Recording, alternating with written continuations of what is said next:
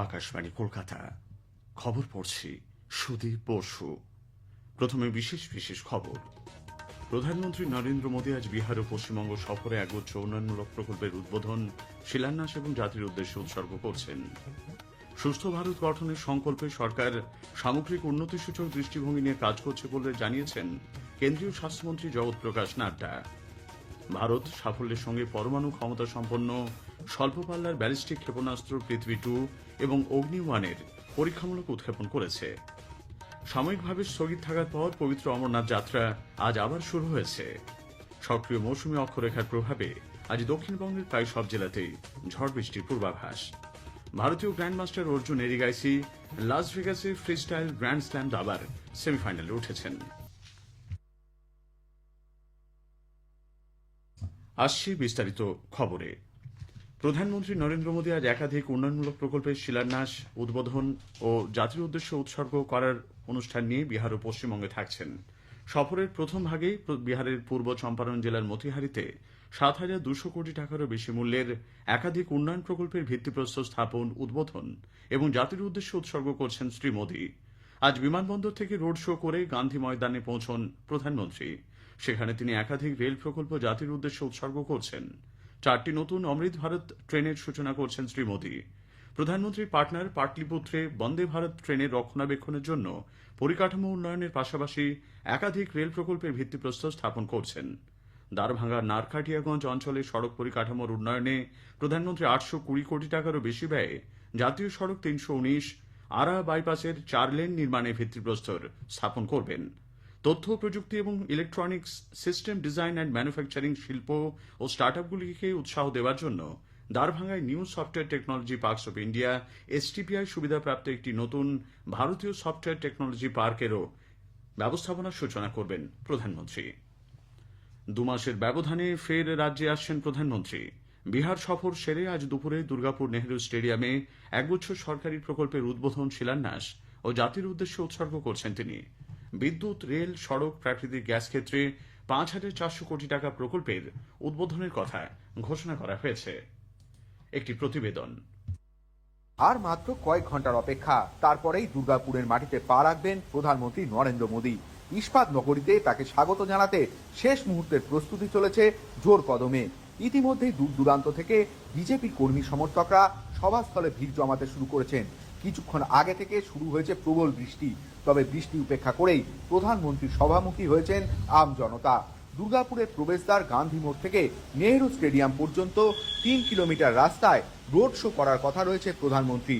ওই রাস্তার দুপাশে ব্যারিকেডেও উৎসাহী মানুষের আগমন শুরু হয়ে গিয়েছে। সভায় সাধারণ মানুষের বিপুল উপস্থিতি সুনিশ্চিত করতে সক্রিয় রয়েছে রাজ্য বিজেপির নেতৃত্ব। বিজেপির প্রাক্তন রাজ্য সভাপতি তথা কেন্দ্রীয় মন্ত্রী সুকান্ত মজুমদার আজ সকালে বেনাচিতি বাজারে ঘুরে মানুষের হাতে সভার আমন্ত্রণপত্র তুলে দেন। দলের রাজ্য সভাপতি শ্রমিক ভট্টাচার্য স্থানীয় ভিরিঙ্গি কালীবাড়িতে পুজো দিয়ে সাধারণ মানুষকে সভায় যাওয়ার আহ্বান জানিয়েছেন। কল্যাণ লাহার সঙ্গে অভিরূপ ভট্টাচার্য, আকাশবাণী সংবাদ, দুর্গাপুর। সফরের আগে এক্স হ্যান্ডেলে বাংলায় লেখা এক বার্তায় প্রধানমন্ত্রী বলেছেন, তৃণমূল কংগ্রেস সরকারের অপশাসনের ফলে পশ্চিমবঙ্গের সাধারণ মানুষ ক্ষতিগ্রস্ত হচ্ছেন। তাদের আশা একমাত্র বিজেপিই পারবে রাজ্যে উন্নয়ন সুনিশ্চিত করতে। কেন্দ্রীয় স্বাস্থ্য ও পরিবার কল্যাণ মন্ত্রী জগৎ প্রকাশ নাড্ডা বলেছেন, সরকার সুস্থ ভারতের সংকল্পে প্রতিরোধমূলক, প্রচারমূলক এবং সঠিকভাবে রোগ নির্ণয়ের মাধ্যমে নিরাময়মূলক চিকিৎসা প্রদানের জন্য একটি সামগ্রিক উন্নতিসূচক দৃষ্টিভঙ্গি নিয়ে কাজ করছে। নতুন দিল্লিতে গতকাল এক অনুষ্ঠানে ভাষণ দিতে গিয়ে শ্রী নাড্ডা বলেন, সরকার দেশ জুড়ে 1,77,000 আয়ুষ্মান আরোগ্য মন্দির তৈরি করেছে। এর ফলে মানুষ সেখানে প্রাথমিক চিকিৎসা পরিষেবা পাবেন। তিনি জানান, এগুলি শুধুমাত্র শহরাঞ্চলেই নয়, দেশের প্রত্যন্ত এলাকাগুলিতেও বিস্তৃত। ভারত সাফল্যের সঙ্গে তার কৌশলগত প্রতিরোধ ক্ষমতা প্রদর্শন করে ওড়িশার উপকূলে চাঁদিপুর থেকে পরমাণু ক্ষমতা সম্পন্ন স্বল্প পাল্লার ব্যালিস্টিক ক্ষেপণাস্ত্র পৃথিবী 2 এবং অগ্নি 1-এর পরীক্ষামূলক উৎক্ষেপণ করেছে। প্রতিরক্ষা মন্ত্রক জানিয়েছে, কৌশলগত বাহিনীর অগ্রণী কমান্ড এই পরীক্ষামূলক উৎক্ষেপণে যাবতীয় কার্যকারিতা ও পরীক্ষামূলক দিকগুলি পর্যালোচনা করে। গত বুধবার লাদাখে ভারত দেশীয় পদ্ধতিতে তৈরি আকাশ প্রাইম ক্ষেপণাস্ত্র সাফল্যের সঙ্গে পরীক্ষা চালিয়েছে। 4,500 মিটার উচ্চতায় এই ক্ষেপণাস্ত্র যাতে কাজ করতে পারে সেজন্য আকাশ প্রাইমকে তৈরি করা হয়েছে। সিঙ্গাপুর ও ভারতের মধ্যে দ্বিপাক্ষিক নৌ মহড়া সিমবেক্সের 32তম পর্ব এ মাসের শেষ দিকে অনুষ্ঠিত হবে। ভারতীয় নৌবাহিনী এবং সিঙ্গাপুরের নৌবাহিনীর এই যৌথ মহড়া এবার সিঙ্গাপুরে হচ্ছে। সেখানকার ভারতীয় হাই কমিশনার শিল্পক আম্বুলে এই মহড়াকে ভারতের দীর্ঘতম নিরবচ্ছিন্ন নৌ মহড়া বলে অভিহিত করেছেন। ভারতের INS Delhi, INS Satpura, INS Kiltan এবং আইএনএস শক্তি এই যুদ্ধজাহাজগুলি ইতোমধ্যেই সিঙ্গাপুর পৌঁছেছে। ভারতীয় নৌসেনা আজ বিশাখাপত্তনমে তাদের প্রথম দেশীয় ডাইভিং সাপোর্ট ভেসেল ডিএসভি আইএনএস নিস্তারের কার্যকরী সূচনা করবে। নিস্তার নামটি সংস্কৃত ভাষা থেকে এসেছে, যার অর্থ মুক্তি, উদ্ধার বা পরিত্রাণ। বিশাখাপত্তনমে হিন্দুস্তান শিপইয়ার্ড লিমিটেড কর্তৃক দেশীয় নকশায় নির্মিত নিস্তার প্রতিরক্ষা উৎপাদনে ভারতের আত্মনির্ভরতা অর্জনের লক্ষ্যে একটি বড় পদক্ষেপ। ছত্তিশগড়ের প্রাক্তন মুখ্যমন্ত্রী ভূপেশ বাঘেলের ছেলে চৈতন্য বাঘেলের বাড়িতে আজ এনফোর্সমেন্ট নির্দেশালয় ইডি তল্লাশি চালাচ্ছে। মদ কেলেঙ্কারির ঘটনায় সংযোগ স্থানায় এই তল্লাশি চালানো হচ্ছে। উত্তরপ্রদেশের সন্ত্রাস দমন বিভাগে একটি বৃহত্তর ধর্মান্তর চক্রের সঙ্গে জড়িত থাকার অভিযোগে স্বঘোষিত আধ্যাত্মিক গুরু ছাঙ্গুর বাবার ঘনিষ্ঠ সহযোগী রশিদকে গ্রেপ্তার করেছে। বলরামপুরের উত্তরলা এলাকা থেকে তাকে আটক করা হয়। খবর শুনছেন আকাশবাণী থেকে।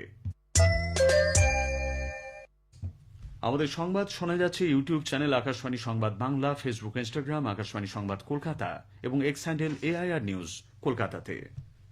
খারাপ আবহাওয়ার কারণে গতকাল অমরনাথ যাত্রা সাময়িকভাবে বন্ধ থাকার পর আজ আবার যাত্রা শুরু হয়েছে।